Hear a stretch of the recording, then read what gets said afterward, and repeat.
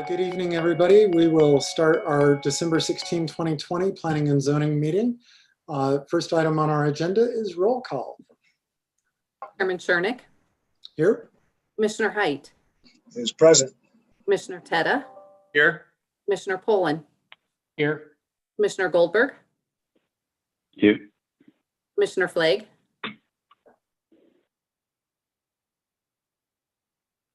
Commissioner Flagg. Oops. Commissioner Honoran. Here. Councilmember Rodriguez. Here. Chairman, you have a quorum. All right, thank you very much.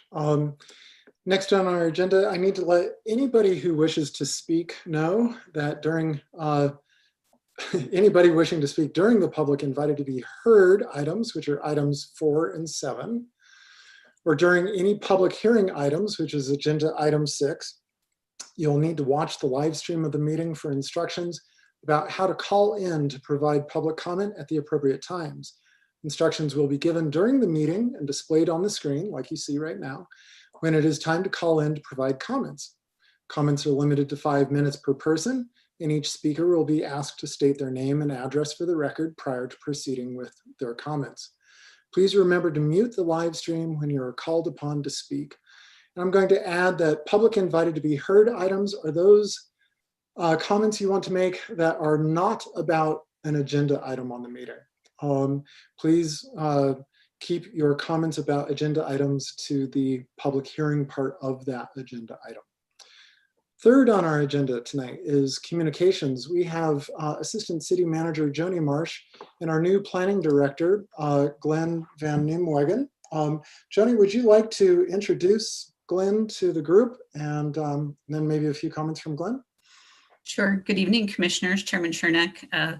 It's nice to be here with all of you. I think it was a year ago when I informed you that I wasn't going to be here anymore with you. And much like most things in 2020, that didn't exactly turn out the way I had planned.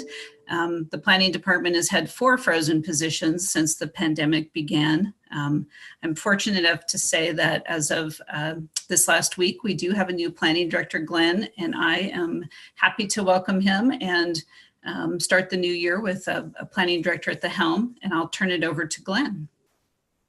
Well, thank you, Joni. Believe me, I'm thrilled to be here. It's nice to meet all the commissioners. I wish we could be in person.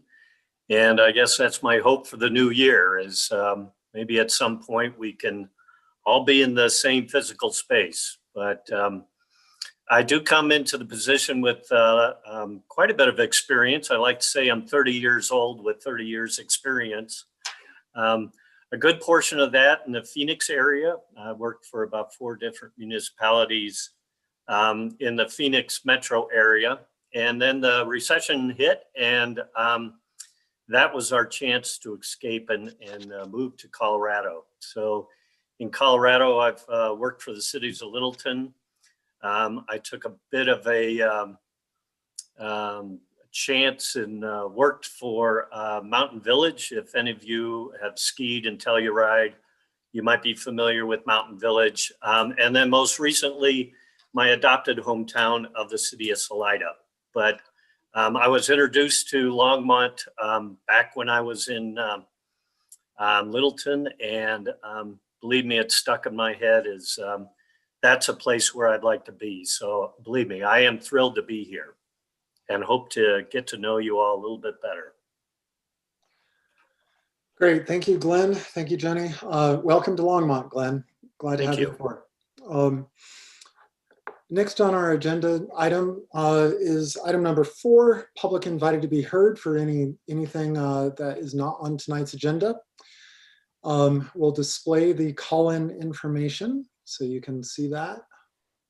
Erica's getting that. There we go. The information is being displayed on the screen for you from home. Please dial 1-888-788-0099. It's toll free in the United States. When prompted, enter the meeting ID 831-5380-9801. And when asked for your participant ID, press the pound sign. When we are ready to hear public comment, we'll call on you to speak based on the last 3 digits of your phone number. Each speaker must state their name and address for the record and will be allowed 5 minutes to speak. Please remember to mute the live stream when you're called upon to speak. To get everybody who wants to speak into the meeting, we need 5 minutes to do this. So we will now take a 5-minute break.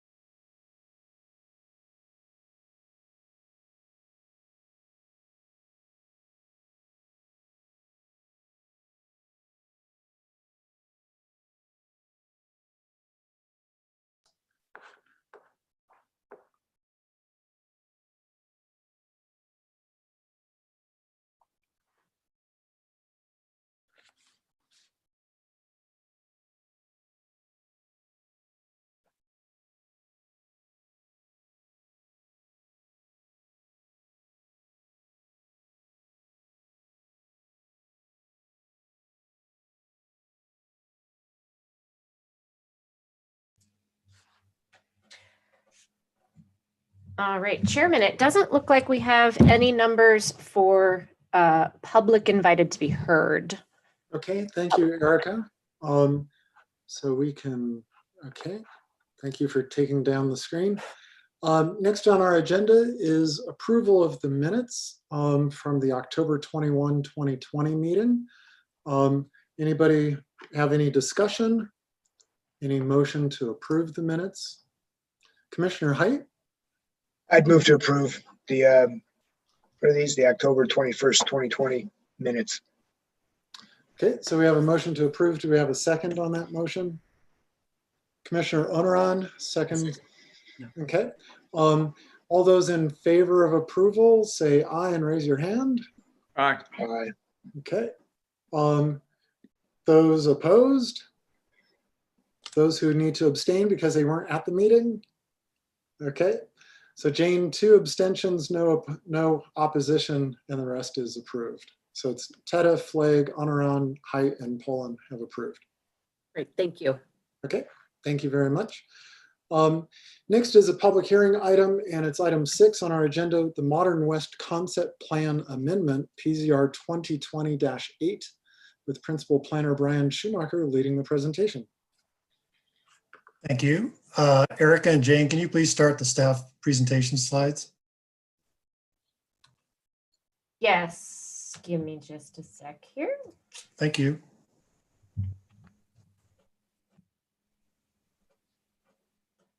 All right.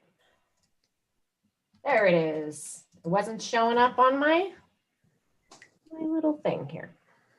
All right, thanks, Erica. Appreciate it. Good evening, commissioners. It's good to see you all again. I'm Brian Schumacher with Planning and Development Services. And tonight is the public hearing for the Modern West Concept Plan Amendment. So this slide, next slide, please. Sorry, Erica. This slide notes staff that are available for questions this evening. Myself, Caroline is available to respond to traffic-related questions, and David is available to respond to any airport-related questions the commission might have. After the presentations and public hearing comments, the applicant representatives and staff are available to respond to questions. Next slide, please. So this slide just provides a quick overview of the parcel location in Southwest Longmont, north of Nelson Road, south of Rogers Road, east of Airport Road, west of Anderson Street, and it's immediately adjacent to the Anderson RV storage facility. Next slide, please. This slide just shows the property's proximity to the Van Sprant Airport and the alignment of the runway. Next slide, please. Just a few notes on this slide regarding zoning, and the applicant will provide more details regarding some of the surrounding zoning uses as part of their presentation. So on this slide, I don't know if it's easy to see, but Modern West is shown with the red star. Airport is the parcel in blue to the northwest on the west side of Airport Road. The airport influence overlay is an area that's encompassed by the oval on the zoning map, if you can see that on the display. And then Modern West property is zoned mixed use employment. And then as noted on here for the properties that are already annexed, this Modern West property is surrounded by other parcels and properties with mixed use employment zoning. And then there's also a couple of other parcels on the south end that are not yet annexed, but they have mixed use employment land use designation on the envisioned Longmont land use plan. Next slide, please. So this just provides a brief summary of prior planning and actions by the city. And the property has been part of the Longmont Area Comprehensive Plan and has been planned for urban development since some of the original neighborhood planning in this area in the 1980s. Some of you on the commission may have reviewed the annexation that went through the review process. I believe it went to the commission in 2018 and it was recorded for annexation into the city in 2019. And then the concept plan that was approved at the time of annexation included only light industrial uses at the time. Next slide, please. So this just provides a brief outline of the primary components of this request for the concept plan amendment. Again, the applicant is going to provide more details regarding their proposal as part of their presentation. But just to note a few things, as I noted on the previous slide, the original concept plan was for just light industrial. This proposal is for a mix of light industrial, commercial, and mixed residential uses. There's also a planned collector street on the north side of the property, which is Mountain Brook Drive, that'll extend from Anderson Street on the east over to Rogers Road to the west. There's also a future local street connection along the west side of this property that'll eventually connect down to Nelson Road. There'll also likely be an emergency access along the narrow parcel that's along the south side of this property. And then there are also plans for pedestrian connections, internal and 2 external paths as part of future development of the property. Next slide, please. So just a few notes about the proposed development phasing of the property. The phasing plan shows light industrial and commercial uses on the west side and northern side to be developed first, with Mountain Brook Drive, that collector street on the north side, making a connection to Anderson Street to the east and Rogers Road to the west with the initial phases of development. And then the mixed residential, which is kind of on the western side of the parcel, will be included during later phases of development of the property. And as I mentioned, the local street along the west side, that'll connect to Nelson Road with a future phase of development. And then also the emergency access, as I mentioned before, also along that narrow corridor that'll provide a connection down to Nelson Road. Next slide, please. So these next few slides outline some of the topics that were discussed during the DRC review prior to the hearing being scheduled. So I'm going to touch upon a few of these topics that were outlined in more detail in the staff communication. So the first one is related to airport impacts and the land use mix. And as part of the review process, and actually prior to the application submittal, as part of the pre-application discussions, staff had discussed with the applicant potential impacts of proximity to the airport, particularly as it related to residential development. And through the conversations that we've had with the applicant intends to work with the city so that the airport operations are not compromised by future development on this property, given its proximity to the airport and the airport runway. A couple of things of note. The future development on the property will be subject to the airport influence overlay zone and the FAA regulations. And compliance with the airport influence overlay and the FAA regulations will address a few things, such as electrical interference, impairing visibility. You know, an example might be if this project's very interested in having a net zero energy impact. And so one thing that they'd be looking at is potential solar panels. And so just need to take a look at reflectivity of those solar panels and make sure they're not having an adverse impact on aircraft flights approaching the airport. A few other things would be just otherwise other factors that might create a hazard or endanger aircraft, as well as some of the height restrictions related to the airport airspace. And as noted in the email and the letter that was provided by the FAA regarding the airspace analysis that the applicant had submitted to the FAA for a preliminary review. And then the applicant is also will also grant a navigation easement to the city as part of future development and subdivision platting. And the granting of a navigation easement will acknowledge a few things. One, obviously the activities and noise associated with airport operations, the right of passage over the property by aircraft, as well as restrictions regarding the height of structures or other objects on the property so that it doesn't impede into that airspace that's restricted by FAA regulations. Next slide, please. So in terms of environmental protections, and that's typically one of the criteria associated with any application and concept plans, a habitat and species conservation plan was submitted with the application. And it did not identify any threatened or endangered species or habitat or wetlands or waters of the US subject to federal regulation or local regulations. Natural resource staff did review the habitat and species conservation plan, and they generally agreed with the findings and recommendations from the plan. And they did note some recommendations regarding bird nest mitigation procedures that will be followed prior to construction with future phases of development, such as going through the subdivision process, as well as site planning for future development. Next slide, please. There is also an environmental site assessment that was submitted. It's the same assessment that was provided through the annexation process. And staff was okay with the 2017 assessment, since nothing really has changed on the property since it was annexed. And the environmental site assessment indicated that there was no evidence of environmental conditions on the property that would require additional investigation. Next slide, please.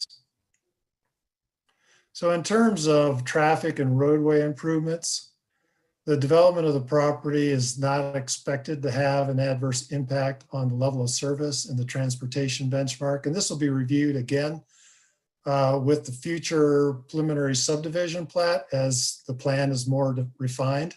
And roadway improvements will include, as I mentioned before, connections to the Collector Street on the north side to Anderson Street to the east and Rogers Road to the west.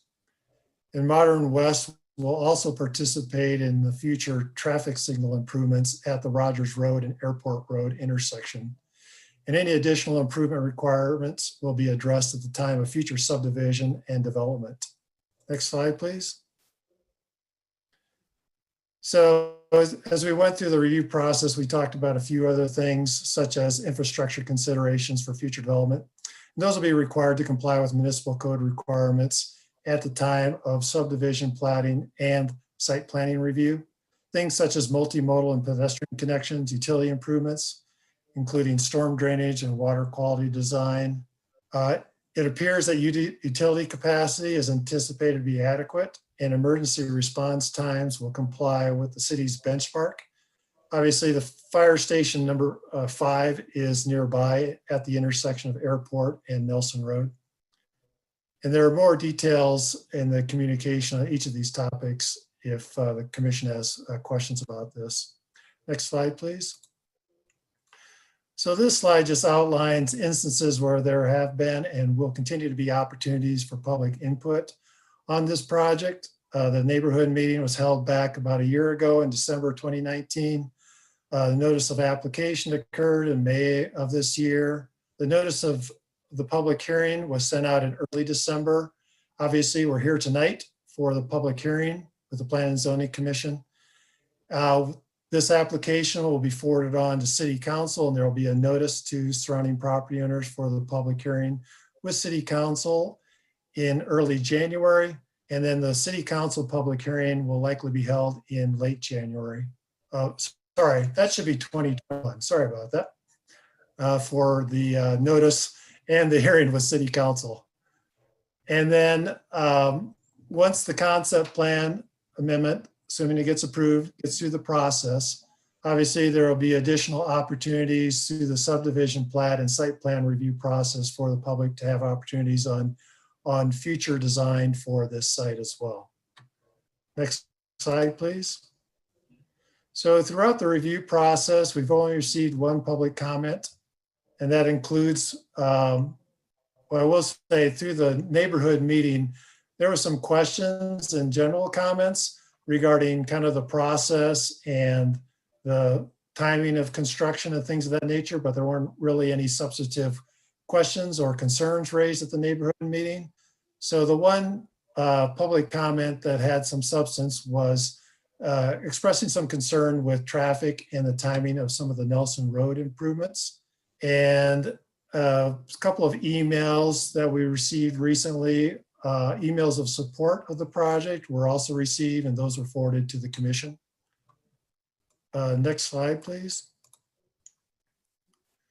So as part of the review process, staff sends out the proposal to outside agencies to see if they have any questions or concerns or comments on the proposal.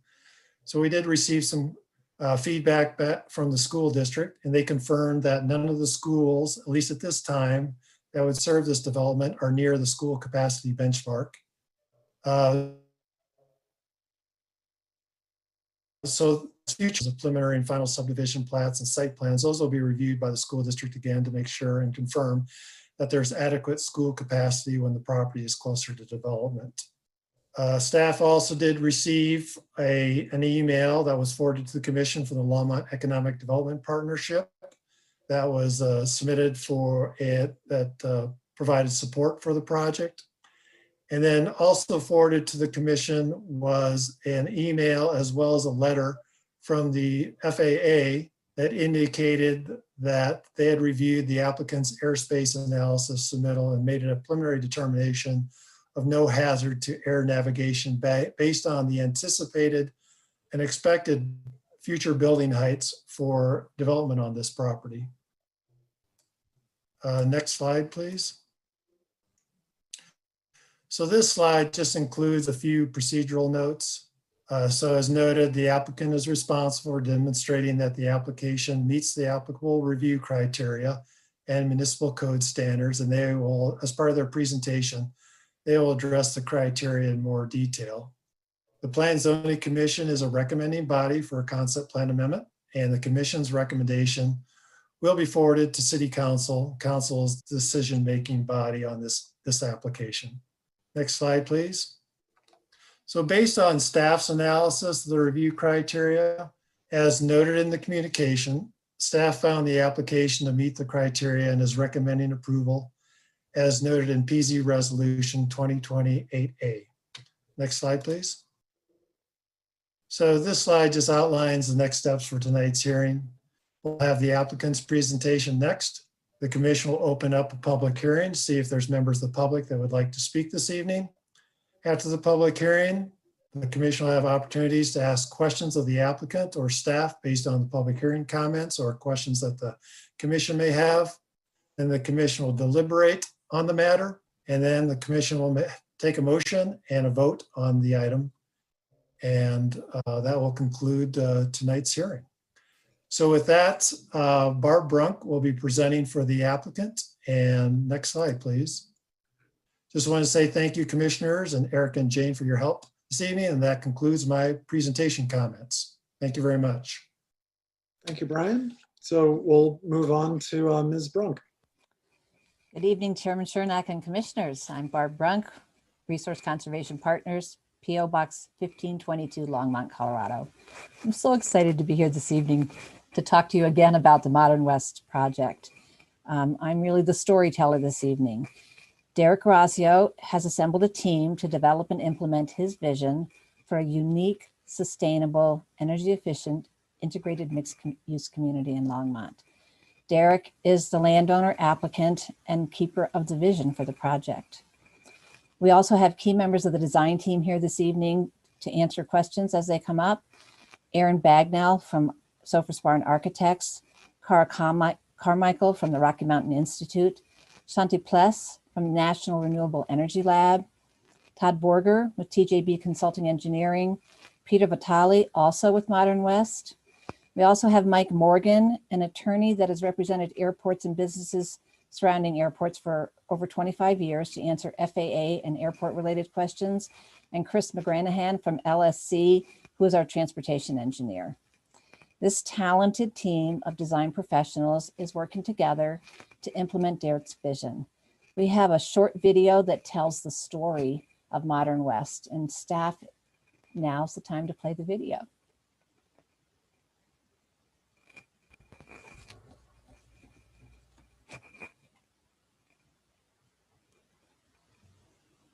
Just a sec. I want to make sure we have computer sound as well. Can you hear that? Yes. You can design and build an amazingly beautiful architectural masterpiece. And if there is no human element and soul invested into that, you feel an emptiness. All of the different building types and experiences I've had for going on 30 years here, it's all being culminated into this project.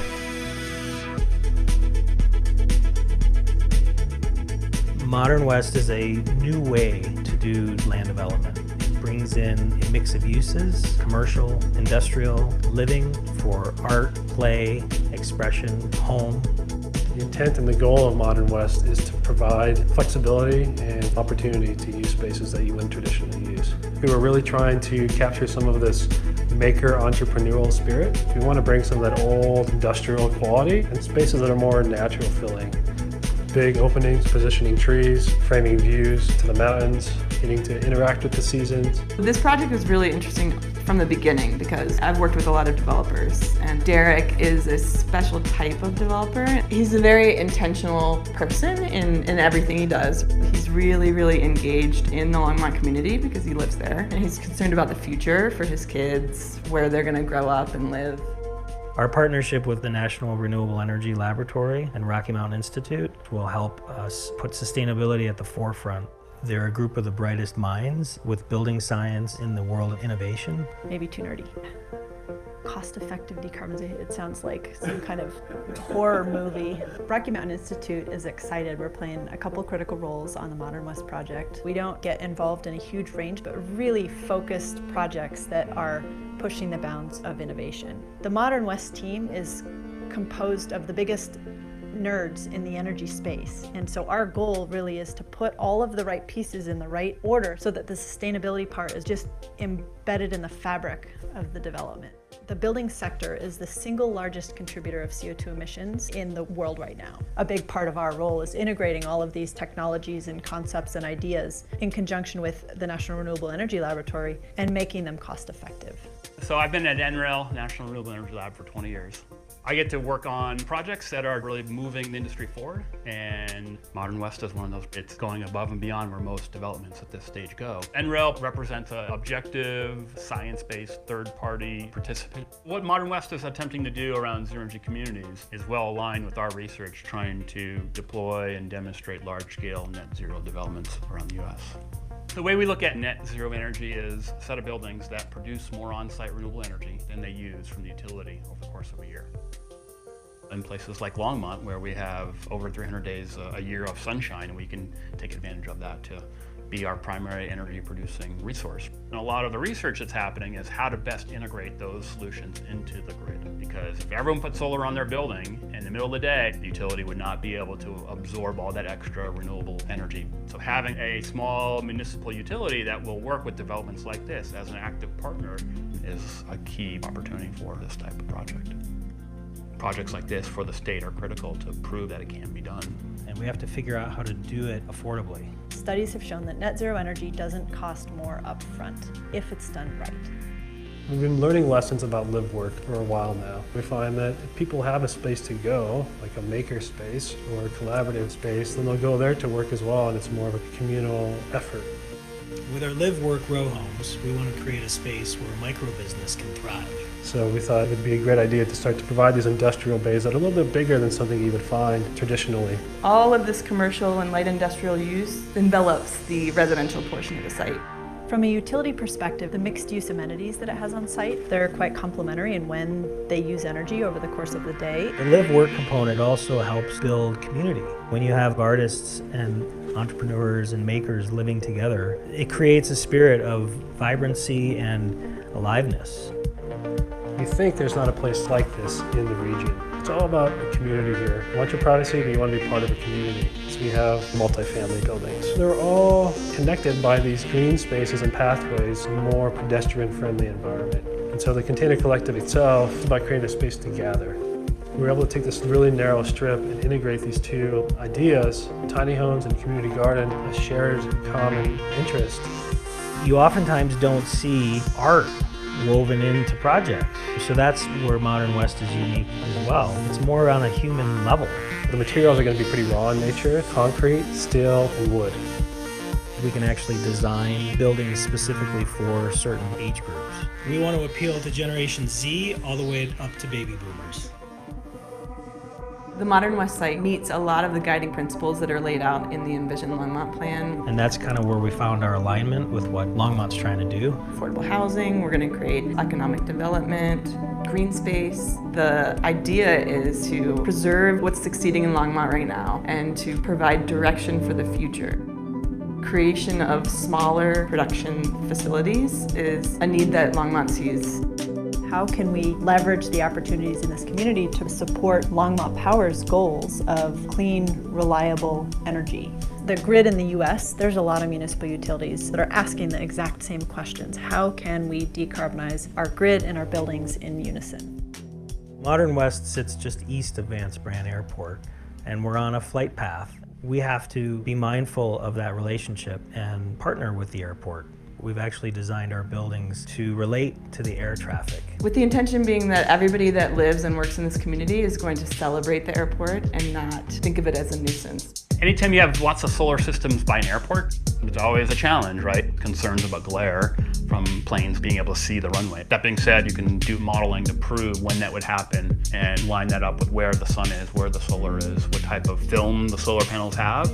Most of the air traffic is in a landing pattern, so it's more of a quiet relationship than a takeoff. So it's actually pretty enjoyable to be sitting there and watching a plane fly over. We're working on the fringe of innovation here. This is a place that I would want to live, that I want my kids to live. And this is a place that really fosters the sustainability values that I cherish. We're hoping that Modern West becomes a pilot project for new ways to design and develop. But I want to feel that. It adds a level of human connection and soul.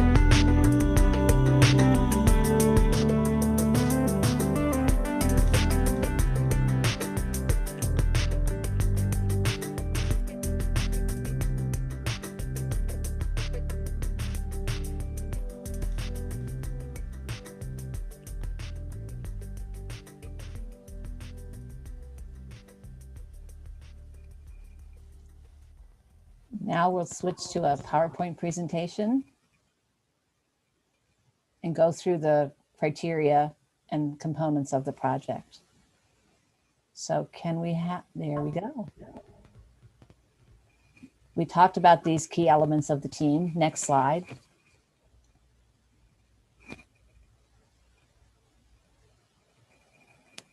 So every time I see this film, I'm reminded how fortunate we are to have a landowner who has a vision and is willing to gather the resources and follow through to implement it. This site is located in the middle of the mixed-use neighborhood in this part of the community. We're here this evening to ask for your recommendation of approval to amend the Modern West Concept Plan to bring it more into alignment with the mixed-use employment designation on the land use plan and the mixed-use employment zoning on the property. The amendment will update the framework on the site to allow for creation of a new, high-quality, energy-efficient mixed-use development that will provide a transformative space for community benefit within the city of Longmont. Next slide. This location is identified as an area of change in Envision Longmont, and areas of change are specifically noted to target future development, intense development, and they've been noted as a place where the community can.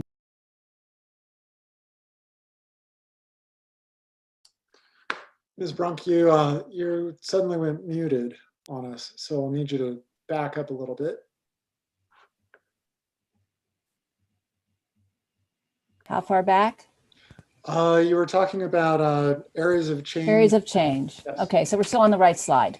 Yes. So again, this site is identified as an area of change in Envision Longmont, and those areas are specifically designated as like locations for future development and where intensity of development will benefit and be desirable in our community.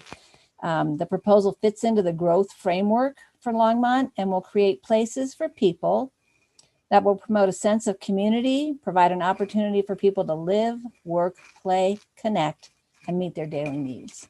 Next slide. This site is also located in the context of centers and corridors as identified in the Envision Longmont plan. We are close to the Airport Road and Nelson Road major corridor, and the connections that we'll add as we develop the property will fit this site into the grid. It seems like it's out in the middle of nowhere there in the middle of farmland now, but as the transportation improvements are installed, it'll fit into that framework. It's also located close to centers and transit within the community. Next slide. As Brian said, the original concept plan for this property was one use and light industrial, and was based on the prior zoning of BLI. Adoption of the envisioned land use mixed use employment designation and the mixed use zoning will allow us to create a project that's much more in alignment with the comprehensive plan. It'll allow for sustainable and resilient project to provide a mix of uses and businesses, allow for on-site residential, provide community benefits, and create a supportable density within walking distance to transit and multi-use bike and pedestrian networks. This will be one component to add an appropriate mix of uses within this portion of the mixed-use neighborhood in this part of Longmont. Next slide. This is our concept plan. And this project is a poster child for integrated mixed-use development. We have flexible light industrial space for existing and startup businesses, live, work, and maker spaces to support small business entrepreneurs and artists, and homes for residents of all ages and incomes. The neighborhood is designed to create and foster community connections, as Derek talked about in the film. And all of this takes place in the context of an energy efficient, sustainable project. The mix of uses include light industrial, commercial, and residential. 63% of the site will be the primary uses, and 37% of the site land area will be dedicated to the secondary uses. This combination of uses supports job creation and economic development and will add diversity to the housing stock in this portion of Longmont. In addition, the uses will all be interconnected both on the site and to the community at large with pedestrian and bicycle connections and to the transit system in Longmont. Next slide. This just kind of shows where we are. The mixed use designations there are properties that are annexed and zone mixed use. And you can see where we are relative to the grid with Airport to the west, Nelson Road to the south, Rogers Road to the north, and Hover over on the east. Next slide. This slide demonstrates how the site will be connected to the Longmont grid with the new transportation. So there along the north edge of the property is Meadowbrook Parkway, and that will link Rogers Road to Hover Road eventually. And in the short term, it'll link the Parkway to Nelson via Anderson Road. And then there's also a north-south road along the western edge of the property that will also provide a future connection. Next slide. This is how our project kind of fits in and was designed relative to the system. So the site is designed with the non-residential uses adjacent to the collector. So you see the commercial and the light industrial. And then industrial wraps around the eastern edge of the property and the southern edge of the property. So residential uses are in this kind of in the center and will be accessed internally. So the main access will be into the light industrial project, and those residential and commercial uses will be integrated with a trail system. You can see the yellow line that will connect us down to Nelson Road and then into Lycans Gulch, which gets us into the overall pedestrian and bicycle network within the city. Next slide. We're so excited to be working with NREL as part of the project team on this site. Their role for NREL and Rocky Mountain Institute inform the concept design for the property. The letters in your packet from Shanti Pless and Cara Carmichael outline their respective roles of NREL in the design team. NREL also included this project in their recently published a guide to energy master planning of high performance districts and communities. So this is part of getting us into the national spotlight for Longmont as far as being on the cutting edge. The concept plan establishes a site layout to support passive solar site design, allow for integration of both active and passive solar access. So not only do we have the buildings lined up so they work for panels, we also have the massing and layout so that we work for natural light on the property for both the businesses and the homes. Shanti Pless from NREL is here this evening to answer questions about NREL's ongoing role in the project. Next slide.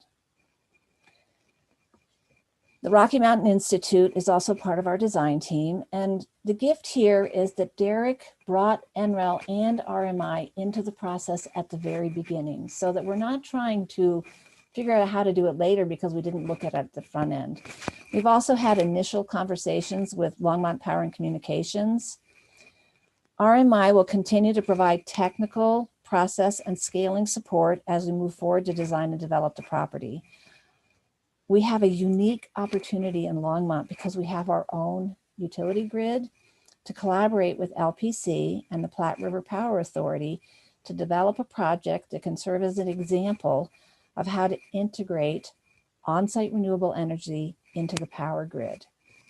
RMI will continue to help the team look toward how this project can be scaled up and create a replicable model for collaboration with local energy providers and to achieve grid interactivity. And Cara Carmichael is here again from RMI this evening to answer any questions you have about that component of the project. Next slide. Okay, here we are at the airport influence zone. So the site is located in the middle of the mixed-use neighborhood to the south and east of the airport. And again, Brian showed you that oval that shows up on the plan. So first and foremost, everything that happens on this property will be in compliance with the city and FAA safety regulations in place at the time the property is developed. We understand that the airport influence area overlay is there to protect and encourage the ongoing operation of the airport. Next slide. We took a proactive approach with the FAA and looked at both land use relative to the airport and what kind of land uses are compatible relative to the airport and safety factors. So the analysis shows that the site meets the FAA standards regarding land use in vicinity of the airport. And the request for an evaluation, we actually sent a request for them to look at the tallest possible building on the property as close to the airport as it possibly could be on the site. And with that, the FAA looked at it and determined that there would be no hazard to air navigation. Now that is a snapshot in time. So this will continue to be part of the analysis as we proceed through the process. So every time we look at this site, we'll revisit that FAA airspace designation and the City of Longmont's airport overlay zone as we develop the property. So again, all future development will comply with the FAA standards and Longmont standards regarding the airport overlay zone. Next slide. It's our job to show that we meet the review criteria. So I'm going to go through the highlights of these. There's a letter from the applicant in your packet from Aaron Bagnell and the staff analysis of the review criteria, which clearly demonstrate that we comply, but I'd kind of like to hit the highlights. So the proposal meets the common review criteria as outlined in 150255 as shown in the letter, and we further the goals as established in the mixed use employment envision Longmont land use to embrace compact and efficient pattern of growth, promote sustainable mix of land uses, focus on development in corridors and other areas of change, integrate land use and transportation planning to enhance the overall quality of life in the city, and protect and conserve Longmont's natural resources and environment. And this site is specific to sustainable development practices, creation of workspaces that are walkable and interconnected, and mixed use employment areas that actually promote that higher density mix of uses that we looked at when we updated the Envision Longmont plan. Again, a concept plan is the basic framework. So this will continue to bring more detail. We'll be back with a preliminary plat for you to look at this again. But things like connections to the transportation grid, connection to the utilities in the area, connections to the multimodal transportation system, all of those things are illustrated on the concept plan and will be continue to be integrated into the project as we move forward. Streets, transportation, all those things are part of the plan as we go forward. Next slide. There's also some specific review criteria for concept plans. As the site develops, transportation and utilities will be linked to the city's system. Pedestrian bicycle links will also connect to the city's multimodal network. Transportation and utility systems have adequate capacity to serve the proposed uses. No adverse impacts to adjacent properties have been developed. As Brian said, we provided a habitat conservation plan for submittal as part of the application process, and no significant environmental resources were identified on the property. That said, the applicant will follow the recommendations regarding migratory and nesting birds as outlined in the staff recommendation as we move forward to develop the property. Next slide. There are also review criteria for specific standards for secondary uses.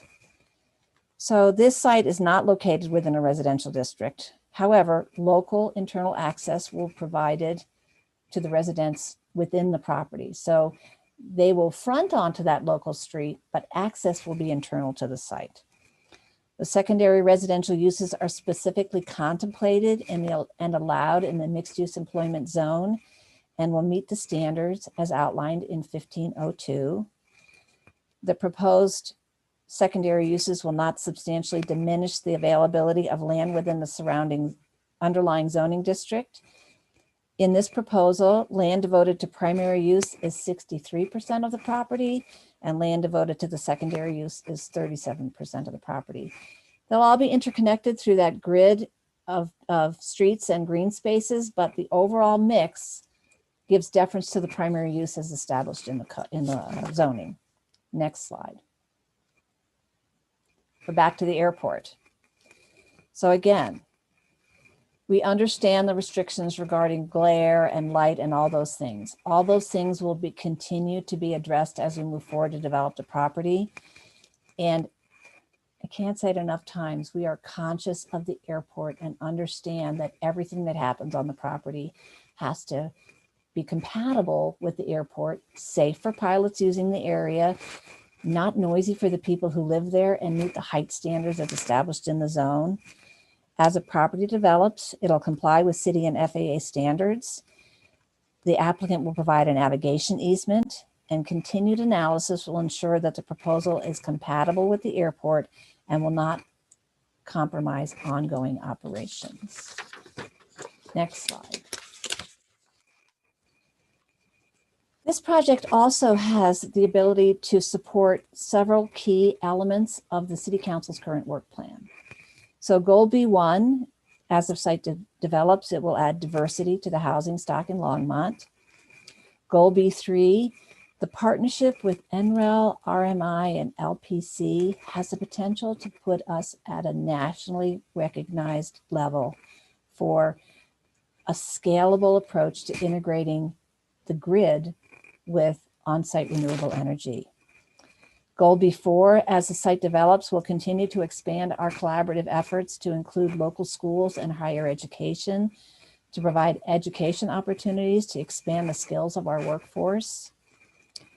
Goal B5, toward our renewable energy goals, integration of renewable energy and the potential to be a model of how this type of collaborative effort can inform other land development projects in Longmont and other communities.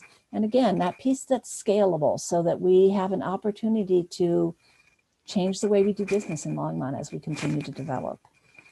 And truly all elements of the plan support a healthier climate for future generations and will help inform how we can better adapt to the impacts of climate change as we move forward. Next slide.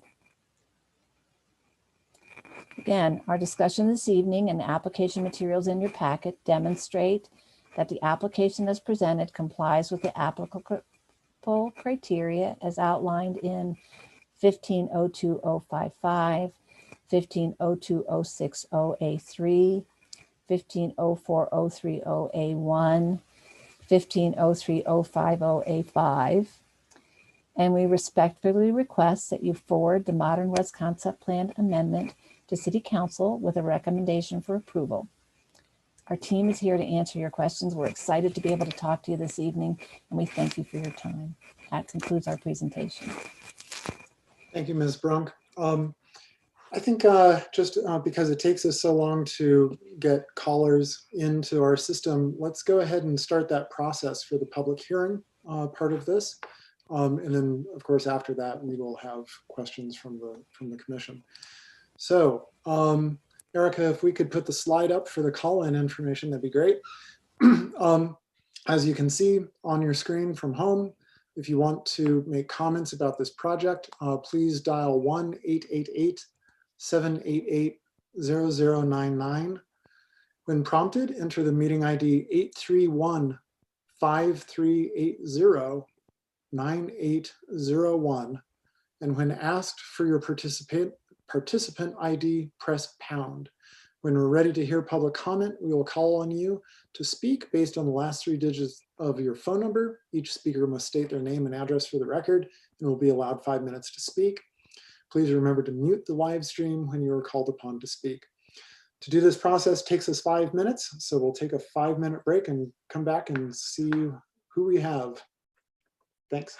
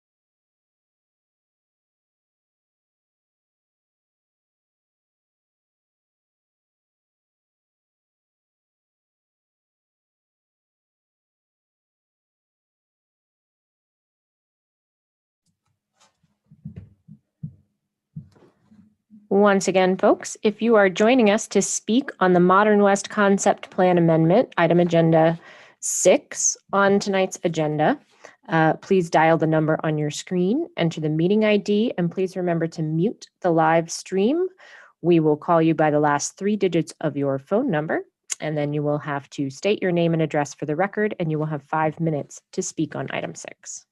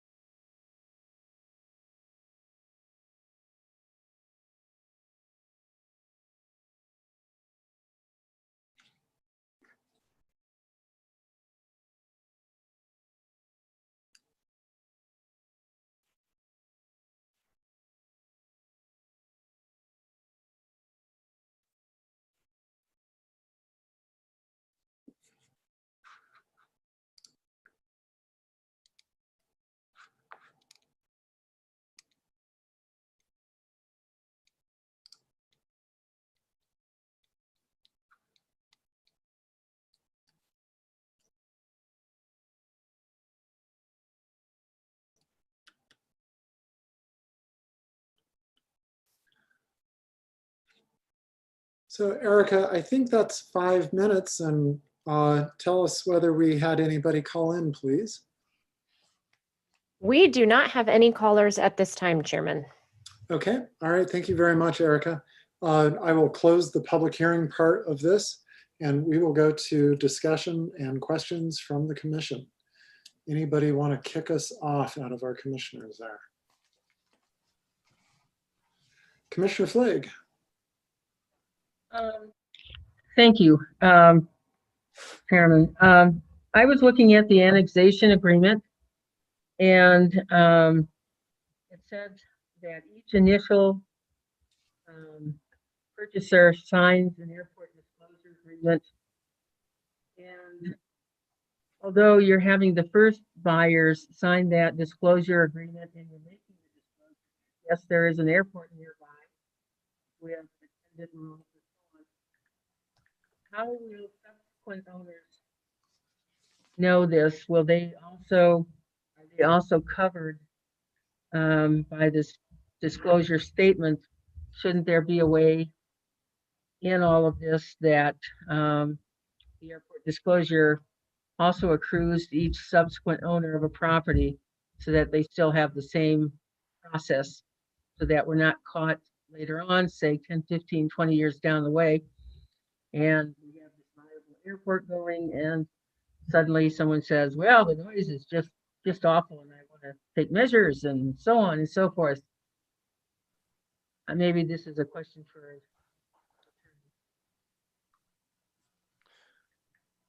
Okay, so Commissioner Chernak, could I add something about that? sure, yes, please do. Ms. So those little plat notes are tough, and I agree with Commissioner Flagg. The thing that we're going to also have on this property is that navigation easement. So that navigation easement will come up in the title work with every person who purchases a piece of property or comes to live here.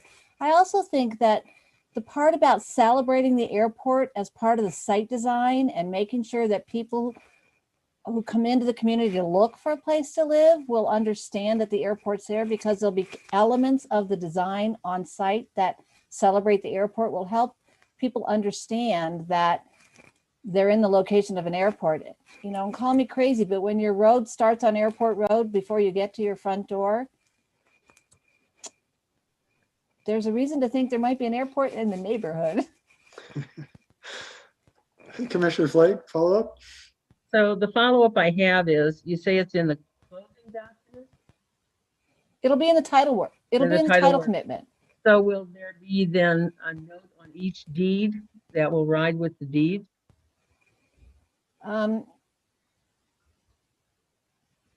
Title work, every time you buy something, you get a title commitment. And so Right, that understood. easement will run with the land. So every piece of property that is sold or purchased on that property will affect that easement. And I'm going to ask the attorney, Mike Morgan, to maybe chime in about that. Well, Barb, I think you've covered it beautifully. Every purchaser will get the title commitment and each of the exception documents. And one of those documents will be a full copy of this navigation easement. So each purchaser will be subject to it and will have notice of it very clearly. And Mr. Morgan, just to be clear, so I understand, so as Commissioner Flake was saying, say 75 years down the road, somebody, the 10th buyer of a property in this goes to close, that title company would be handing out the navigation easement for them to sign off on for the 10th time. Yes, those go all the way back. It runs with the land, which means it goes on forever unless there's some agreement with the city to, for some reason, vacate it. For instance, if the airport goes away for some reason. Other than that, it remains of record. Okay, great, thank you. Other questions, discussion? Commissioner Poland. Barb, I have some questions about the size, number of stories of the buildings for each of the commercial, industrial, and mixed-use residential, what you're anticipating for those. I would ask Aaron Bagnell, who is our architect, to talk through that conversation. Yeah, hi, Erin Bagnall. There's a max of 4 stories that's allowable in this district. Our site design has a variety of heights and story levels that are associated. We step down to the airport or the northern collector road. So to answer your question, it varies, and the maximum will be 4 stories tall. Some of them will be 3, some of them will be 2. What do you anticipate for the mixed use residential? That right now is planned for 4. Okay. And go on. I was just going to say that based on analysis that we did with NREL, those buildings will step to provide sunlight. I guess my one concern is that by the looks of this, then the properties on the west side are going to be the taller buildings, because those I believe will be taller than the light industrial. I was wondering why you wouldn't then reverse, or why didn't you think about reversing light industrial and mixed use so that you go to taller buildings the further away from the airport that you are? Because I'll tell you, the one concern I have is mixed use residential buildings close to the airport. That's my one concern with this project. And that concern, it lies in the height, or is there other concerns too? In the height and in the density. And I think that's one of the reasons why when we first approved this a couple of years ago and was light industrial, the thought was that light industrial was not as dense of a zoning as let's say residential might be. So I guess it's both the height and the fact that it's what I would consider a denser zoning. Okay, I think what our response needs to be for that is that all of the safety measures that are in place with the FAA and the city regulations will be met by every building. So there's already a lot of measures in place around the airport. So the concern for height shouldn't really be an issue in this location because we already meet all the regulatory requirements. Can I add one more thing to that conversation? Yes. I think a couple of things. When we looked at this last time and it was just light industrial, it's because the city had not already contemplated adding mixed use employment to the mix of developments within the community. And when we started through the Envision Longmont, truly everything we did added density to the community with the idea that we're going to have a compact urban form to be the most energy efficient and the most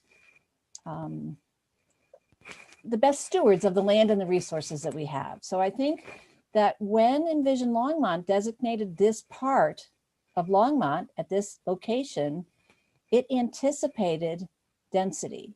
So if it's residential or industrial or mixed use, all of those uses are allowed at the density on the underlying zone on this property. So I think that the goal to make it integrated mixed use needs to add those people into the neighborhood to give it life. I mean, if you go to any light industrial place that is a single use place and go there at 6 o'clock at night, it's a desert. And so the opportunity to include people at this level of density on this site will give it life and promote those goals as established at Envision Longmont. I completely understand your concern.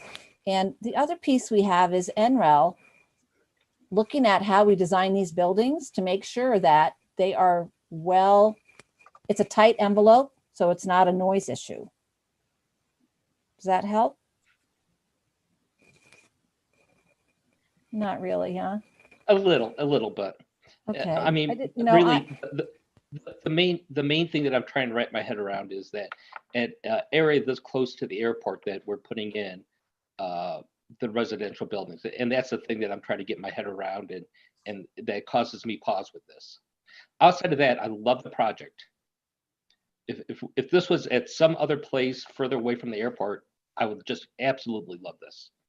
It's just because it's so close to the airport, over the runway zone, that's the issue that I have that I'm contemplating on. So, Commissioner Height.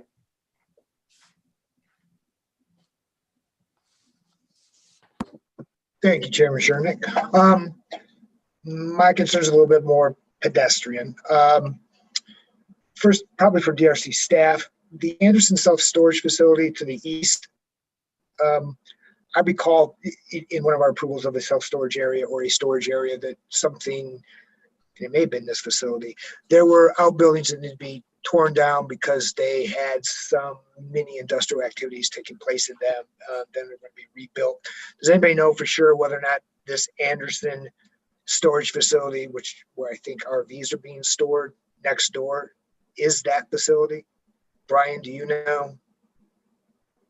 Commissioner Height, I don't know for certain. Barb might be able to respond to that because she worked on this project. Commissioner Height, we did come and talk to you about the Anderson RV storage. And since that conversation, we're still in the process of finishing the PUD development plan to bring it into compliance with what was approved at the concept plan level. But there were some buildings that were removed as part of that application. That's been done. They took down the buildings that were going to be removed and built the buildings, the new storage buildings that were going to be included. And so when you go by that site, you'll see that the plan pretty much looks like the plan as approved. It's still in the DRC process, and it's because it's on my desk.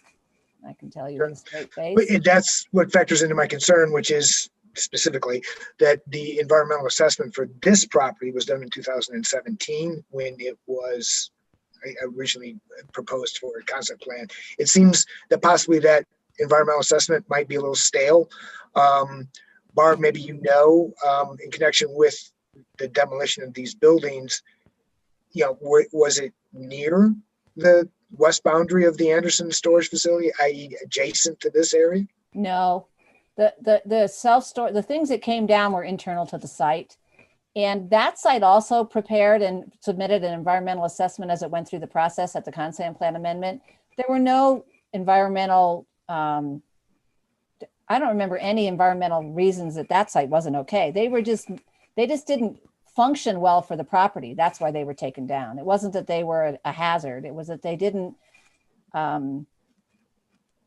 integrate into the plan of the RV storage on the site as it was approved.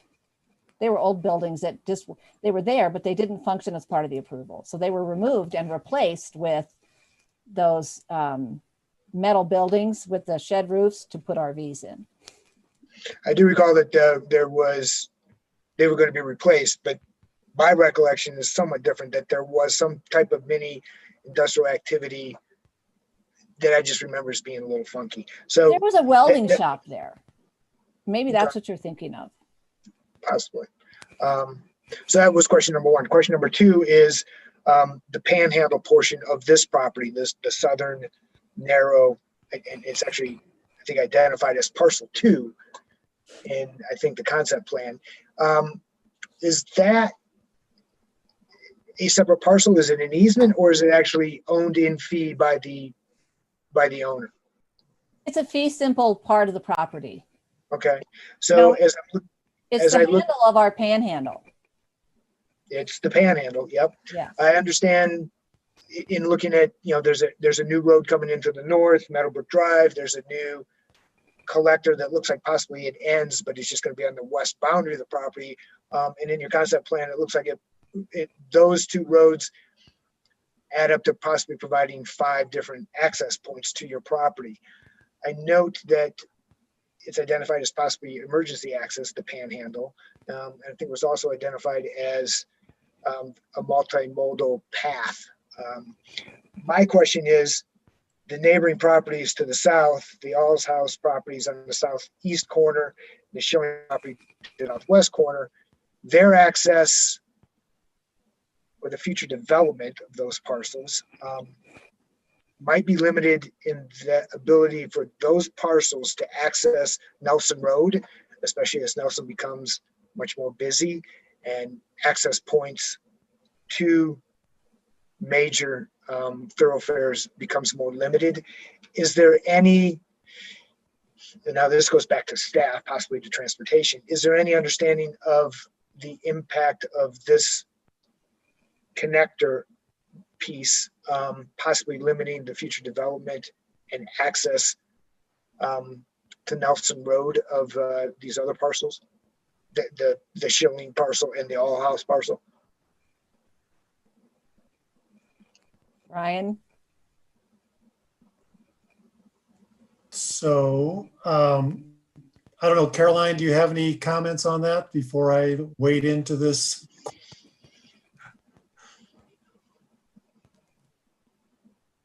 So I guess maybe to answer some general questions. So most of the access to this property is to the north on the future east-west collector, Mountain Brook Drive. So the applicant is proposing to build that from Rogers Road to Anderson. And that will also be built even further east by the Mountain Brook development to Dry Creek Drive. There was on the concept plan a local road north-south on the west edge of the property that was proposed to be completed by others with development. I know in the traffic study it was modeled as a full movement, given its proximity out on an arterial and proximity to Airport Road as well. Given spacing, it's possible it could be maybe movement restricted in the future as well. But as far as access to those other two parcels, I know that our code does prohibit creating any parcels that are undevelopable. And I guess Brian might have to chime in on that. But while our code does say you generally can't take direct access off an arterial, you can if it's the only means of access. So I would just add to that, if you're looking at those two parcels, the one to the west of that little panhandle will have access off that local street someday, that north-south local street. And those parcels are existing. That was going to be my question. Is there access from the Schilling property onto that road to this residential connector that's unnamed, the panhandle? Once it would annex, I mean, that little piece of property that goes north, the handle to our property is not planned to be a public street. It's planned to be used for a combination of maybe tiny homes or some kind of community garden and pedestrian access and a creative use of it so it isn't just left aside. But that is not a full movement access onto Nelson Road. So the only reason that vehicles would come off of that on Nelson Road would be for emergency access. So I'm not sure who owns what piece, but if those properties were annexed, they would need to figure out how they get access at the time they get annexed. And I don't believe anything we're doing as part of this application changes that. Brian, would you like to chime in? Sure, Commissioner Height. I think the parcel that's on the west side of that panhandle, obviously, whenever if they decide to go through the annexation process and annex and develop, they would have access to that local street connection down to Nelson Road that's currently shown on the concept plan running along the west side of the Modern West property that would extend down to Nelson Road. The two parcels that are unannexed on the east side of the panhandle that are south of the Modern West and the Anderson self-storage or the RV storage parcels, we'd have to take a look at those. Ideally, we'd want them to perhaps take access over to Anderson Street to the east as their primary access. And so that's one option. In terms of a second means of access, we'd have to take a look at different options, maybe tying into this emergency access down the panhandle and or a separate emergency access out to Nelson Road if there wasn't another feasible option. And then we could also potentially, for this parcel at the southeast, kind of the east side of the panhandle, look at some type of integration or connection into the street system in the Modern West property as well. So it isn't isolated. If someone could pull up possibly the concept plan, I know Ms. Brunk's presentation included it. I have it up on my screen, and I have some questions, I guess, regarding what's designated on that thing. Is there an ability to pull that up? Yeah, let me see.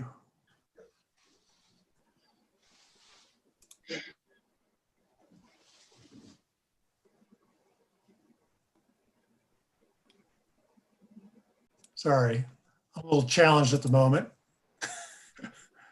Hopefully you guys can see that yet. Perfect. Okay, thank you.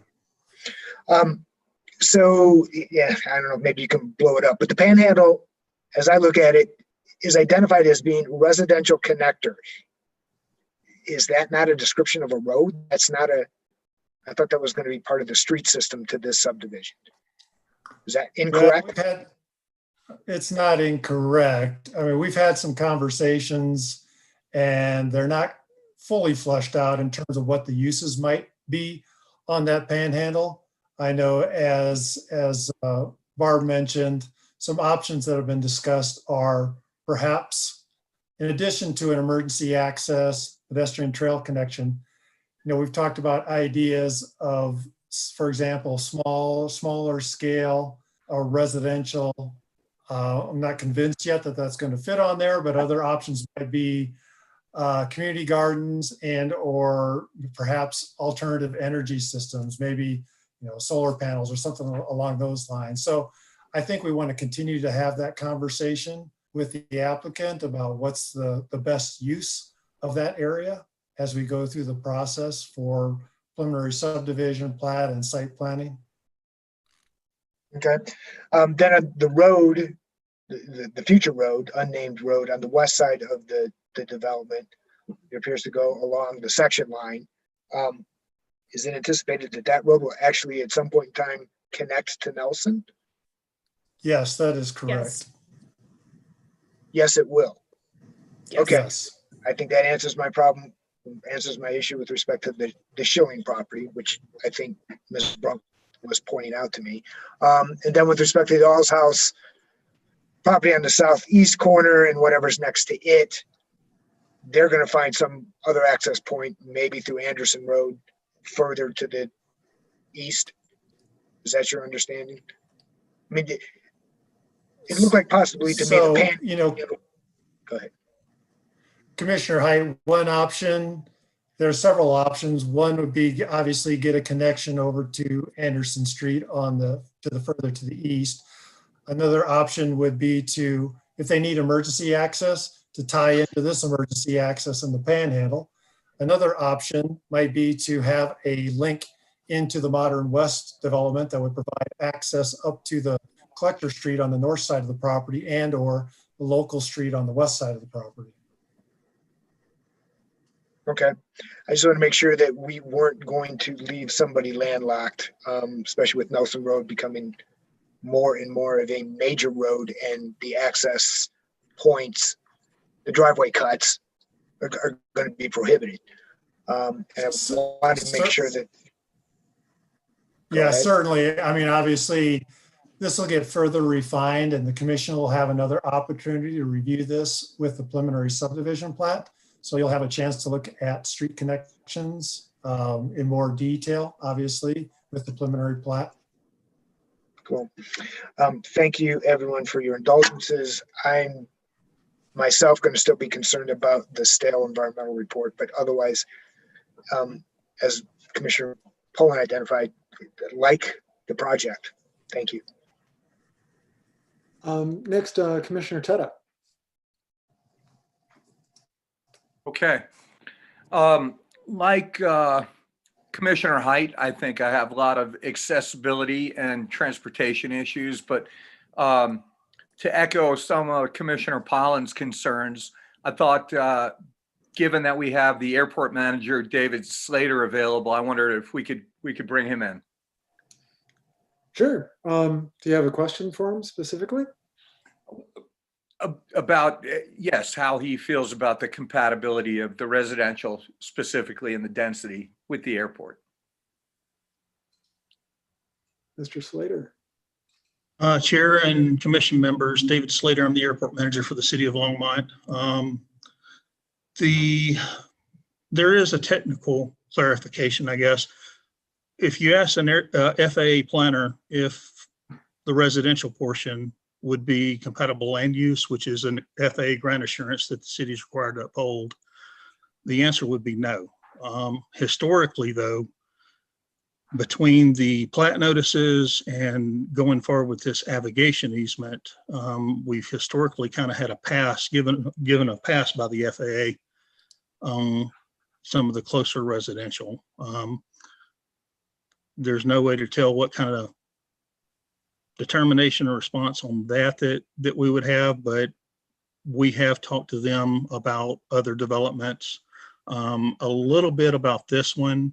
And we did inform them that we were going to be doing a navigation easement, but technically it's not compatible land use with the residential, but we're anticipating a pass from the FAA on that with the navigation easement.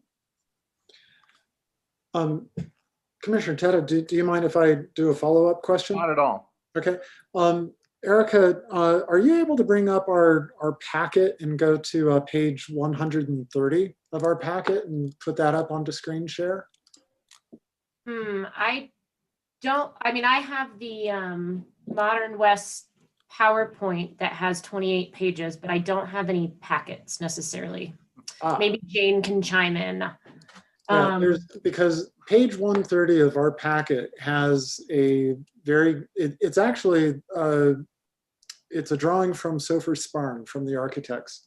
And it shows the runway and it shows the direct extended line from the center of the runway.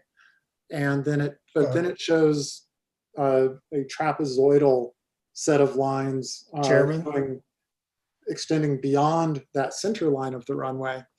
And so just with that kind of in your mind, and I'm sure Mr. Slater, you're very familiar with what I'm talking about. Those lines that go beyond and extend to the left and to the right of the center line of the runway. That's it. That's what we want to look at. You can see that the upper extended line is crossing over the soon-to-be developed residential area of Mountain Brook. You see that the lower extended line barely clips the corner of Stonebridge Townhomes, which is new, but it definitely goes over Schlegel development, which has been there for decades, and then the neighborhood to the east of Schlegel. So my question, Mr. Slater, is you're saying that this is not a slam dunk with the FAA, but is given how much other residential is already within that broader zone, is that giving you the confidence that we would get a yes? The navigation easement is kind of what I'm putting my bet on. And I feel like that they would be happy with that since historically they have been. I just don't trust that I could give any kind of guarantees. Now, as far as what you're looking at there, that appears to be the approach departure surfaces and has more to do with airspace than noise or compatible land use, which, as Barb mentioned, they did take a proactive approach with the FAA and did receive a letter of no objection as far as the airspace goes. So that portion of it is not as much of a concern, but within the airport influence zone, pretty much anywhere, especially with that close of a proximity to the runway. I think that's what the FAA looks at with compatible land use as far as residential. They don't really like schools or churches either, but in that compatibility issue. The industrial, commercial, light industrial, things like that is very much compatible land use. It's just the residential is the only thing that we had a concern with. But with that navigation easement, I am hopeful and feel pretty confident that the FAA would give us a pass with that. Okay, and one more follow-up question for you, Mr. Slater. So as we're looking at this drawing, the center line of the runway we see goes directly over the parcel that is just north of Rogers Road, the curve, so you have airport, the intersection with Rogers and that curved part of Rogers. We had a project yes, exactly. Thank you, Erica. We had a project in front of us a couple of years ago that was for like a set of storage units that would be built on that parcel. And we had pilots who came to our meeting and said, that's a very dangerous place to build because as we take off, if something goes wrong, we don't have a place to land safely, or to bail out. Is, in your opinion, given how much further away this project is from that, and we have no pilots here this evening saying, hey, I'm really nervous about this, are we in a much safer position with the project in front of us in terms of something going wrong for an airplane that takes off? I think with the easements that are already in place, as well as the it's not the collector road, but the one that comes off of Rogers in the curve, being in line, I think that is helpful, and being further back than what the storage units were going to be is helpful. It also gives them the opportunity to possibly deviate so that they can avoid any residential or any building for that matter. But I think we're certainly better off than we were with the storage unit. I'm sure that you're still going to have a handful of people that would push back and make the same argument. But, I think we are better off than we were with the storage units. Okay. Thank you, Mr. Slater. Back to Commissioner Teta. Sorry to take up your time. Thank you. Thank you, Chairman Shernick. I think, I think that's all I have. Thanks. Okay. I do have another question. I believe this is for Ms. Brunk. There was a letter in our packet from I think from the neighborhood meeting, where they were wondering what some of the light industrial uses would be. And I think it was in your presentation I saw on the right-hand side of one of your slides about four uses listed. One was airport partners or partnerships or something like that.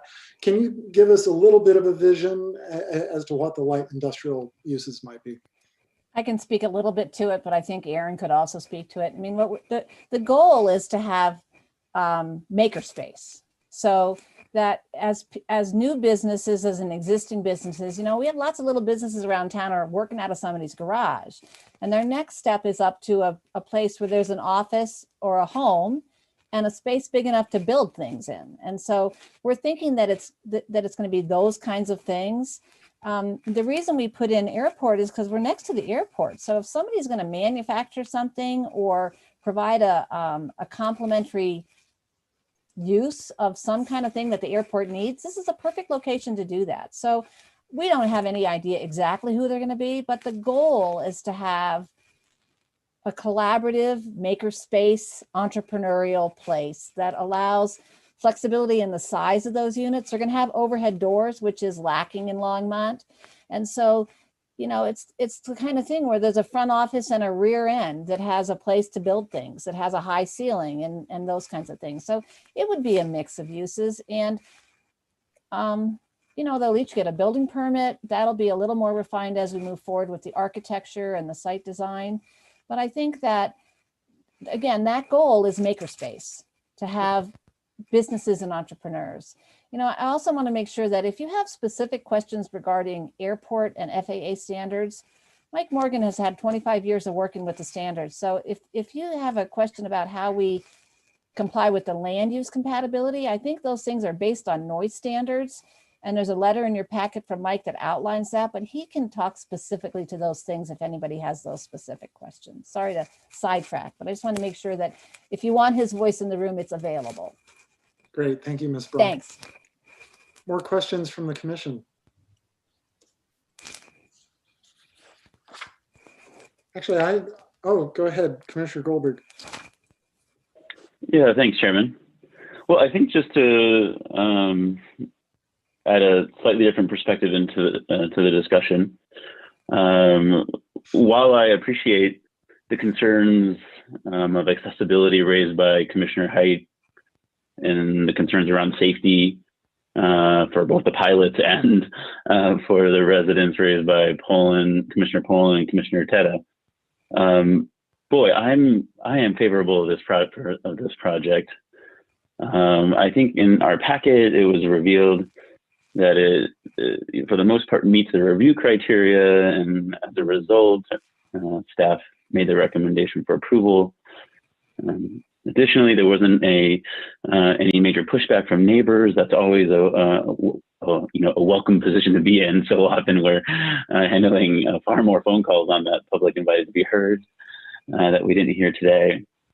Given the cautious support by the airport manager and referring to the likelihood of this meeting being approved by the FFA and that the applicant has agreed to meet all the regulations that come along with being in this area, I sure think that this is a forward-thinking project, recognizing where it's located in the city, and recognizing some of the challenges that come with that, of course, noise and other challenges of being near the airport. But I think at the same time, there's a little bit of a silver lining in that we have the opportunity to have a project here in maybe what might be considered an undesirable part of town that is innovative, forward-thinking, focused on sustainability, creative in a way that we don't see too often here. And gosh, I think it aligns with our Envision Longmont. So, I'd like to, hear from the rest of the commissioner that we haven't heard from yet, or just wanted to drop that in and see where that takes us. Thank you, Commissioner Goldberg. Actually, I'll second everything you've just said about this project. I think it's, I think the applicant is not stretching it very much to say that this would really put Longmont on a national, even international stage as to how to do something like this at a more of a district level, 16 acres. I mean, this is a big project. I am curious because we have the consultant from NREL and also Ms. Carmichael from RMI, Rocky Mountain Institute.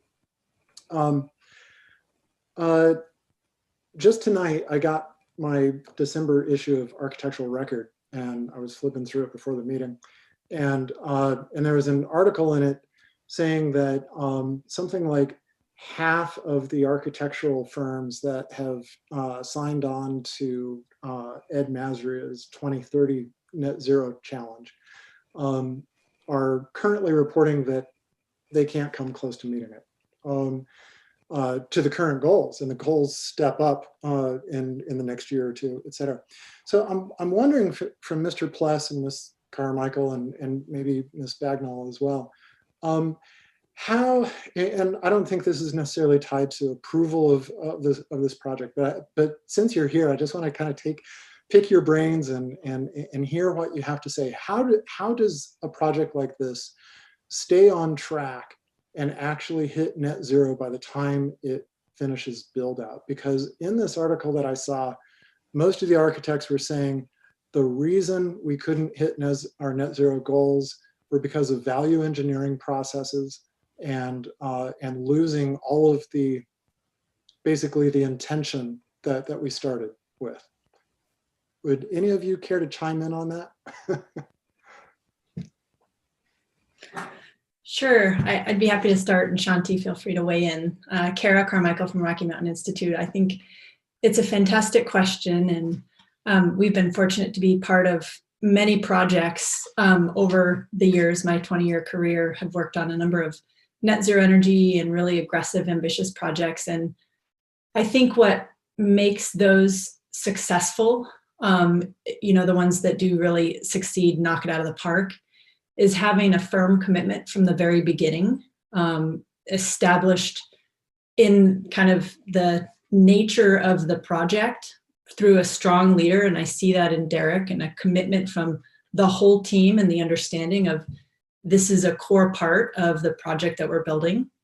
And so I feel like that intentionality and that motivation and that clarity and vision is there and has been there from the very start. And I think often sustainability is an element that can be looked at, oh, we'll add it in later. And that just, if you're going to make it cost effective and, solidify your commitment so that it isn't something that can be value engineered out, at later stages, it needs to be there from the beginning. And I think value engineering, it's such a weird term because it's not adding value and it's not engineering. It's really just kind of a cost reduction measure.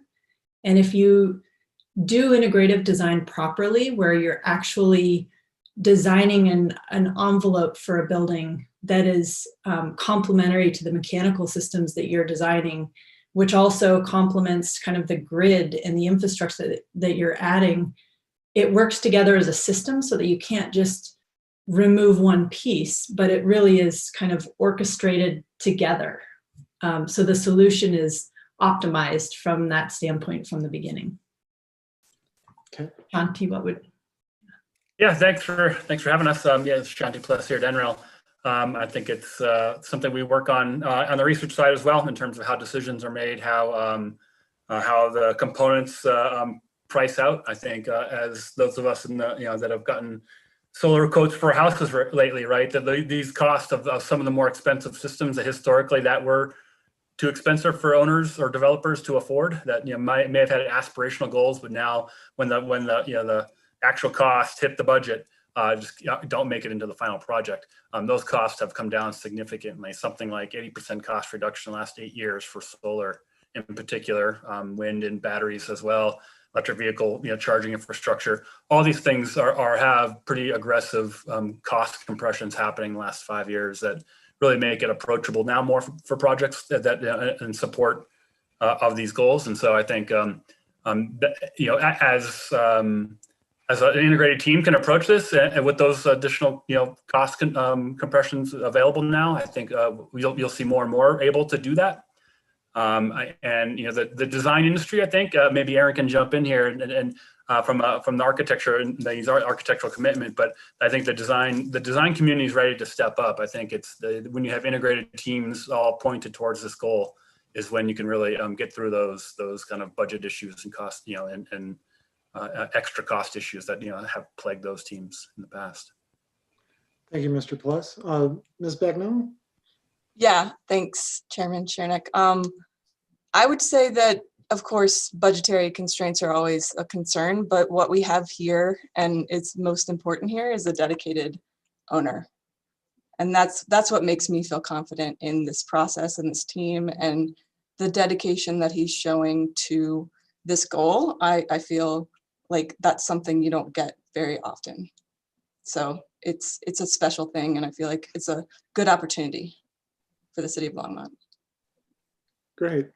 Thank you all for giving us kind of a bigger picture there as to how this can play out. Of course, we're at a concept plan level, and so there's a lot of further stages where more and more detail comes into play. Ms. Brunk? I just want to add that, we've been talking about how we're going to make this work, how we're going to make it pencil from the beginning. So everybody gets that. And part of how we got to such an integrated mix of uses is all of the combined uses help it pencil. So the project as a whole works financially. But if we start pulling out pieces of it, it starts to fall apart.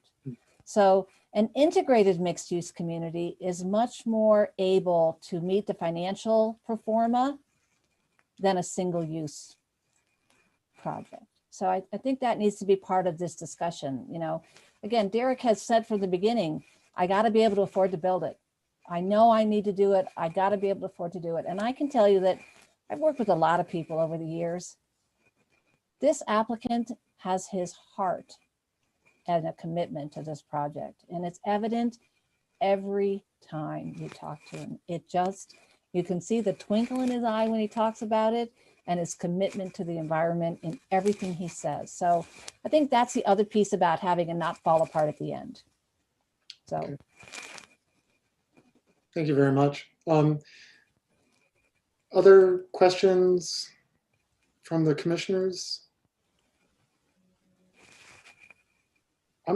I'm going to chime in and say that I believe that the applicant has shown in their presentation and in our packet, which we received, they have met the review criteria. And I believe that given that, I would like to make a motion to approve PZR 2020-8A, which would move this as a recommendation to City Council with no conditions. It's an approval with no conditions. So motion on the floor to approve PZR 2020-8A. Commissioner Height. I will second that and add in that I do believe that it meets the criterion as a concept plan. I do have concerns which I'll reserve for a later date about, you know, the updating of an environmental assessment and my concerns regarding the impact to access of other properties in the future seems to have been addressed. So I'm in favor and second your proposal. Thank you. Okay, thank you. We have a second. Commissioner Unaran, I saw you had your hand up. Oh, you were going to second? Okay. Do you want to make some comments? Okay. Well, the only comment I was going to make is that, you know, in terms of the proximity to the airport, there's a security issue. As long as that is addressed, the second issue is inconvenience. And then, you know, inconvenience for the residents. But when you balance that with several items, the benefit this development is going to bring to the land use of Longmont by means of not doing a single use, but a really supportive mixed use, and plus all the sustainability items that is going to save in the long term for the residences. That's a balance. And on top of that, I'm going to add the views from that particular site. So actually, it's a very desirable, you know, proposition. So with that, I think so many items are going to cancel out the inconvenience of the noise and other items, as long as security conditions are met. That's why I support the project, and I was going to second, but yeah. Okay, thank you, Commissioner Unaran. Any further discussion? Commissioner Poland. Yeah, I'm just going to say, I'm going to vote against this just because I don't mind the mixed use. The thing that really still kind of gives me pause is the fact that it's going to be 3- and 4-story buildings, residential buildings that close, where in that area, we don't have anything close to that height. And it's, I don't care about the noise. I understand the noise. People going there should understand the noise. I just worry about the safety of putting that kind of building that close to the airport. 2-story buildings, I'd be fine with. Mixed use, I'm fine with. It's just that they're 3 and 4 stories, and that's the thing that gives me pause. So just kind of want to explain why I'll be voting no. Okay. Other comments before we take a vote?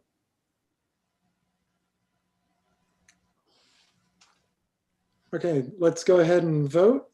Those in favor, raise your hand and say aye. Aye.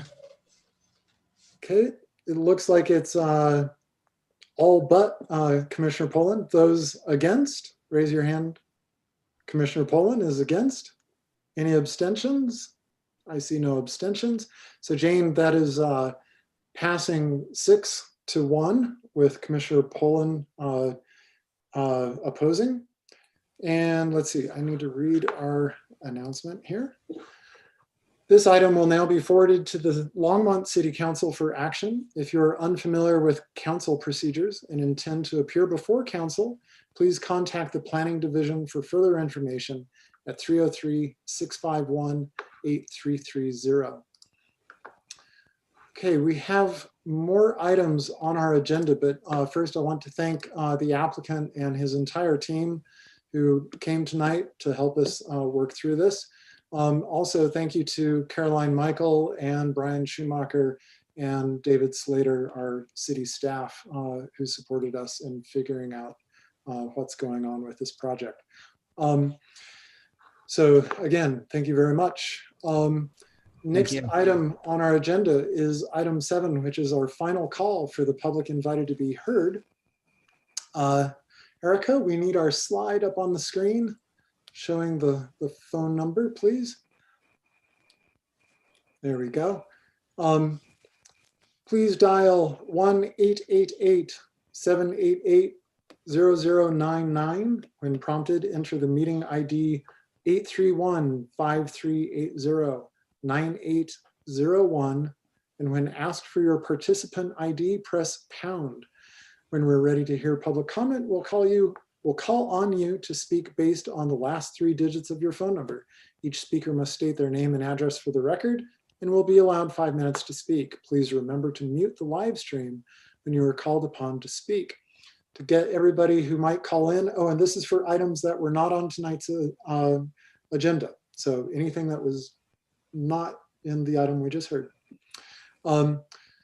We'll take a 5-minute break to give people a chance to call in. We'll be back in 5 minutes.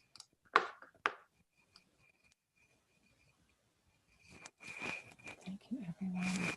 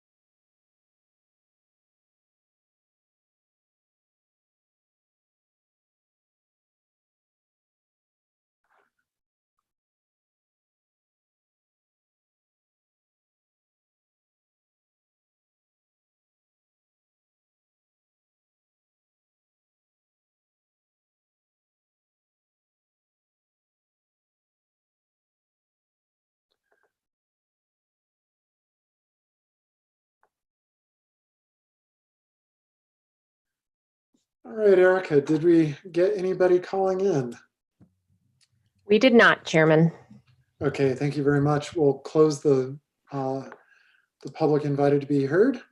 Next is items from the commission. I myself would like to thank Erica Illingworth and Jane Madrid for their help tonight. And of course, special thanks to Jane for all of her help throughout the year. We can't do it without you, so appreciate that. And also want to wish everybody a safe and healthy holiday season. Let's get into 2021 in one piece. Anybody else from the commission? Nope. Okay. Any items from Council Representative Aaron Rodriguez? Thank you, Chair Shernick. Of course, as always, Merry Christmas and Happy Hanukkah and Happy Holidays to all of our commissioners, as well as the staff for the City of Longmont. You guys do great work and you provide so much as far as support for the decisions we have to make at City Council. So, as always, thank you so much for your service, and I will see you next year. Thank you so much. Any items from Planning Director Glenn Van Nenmoigen?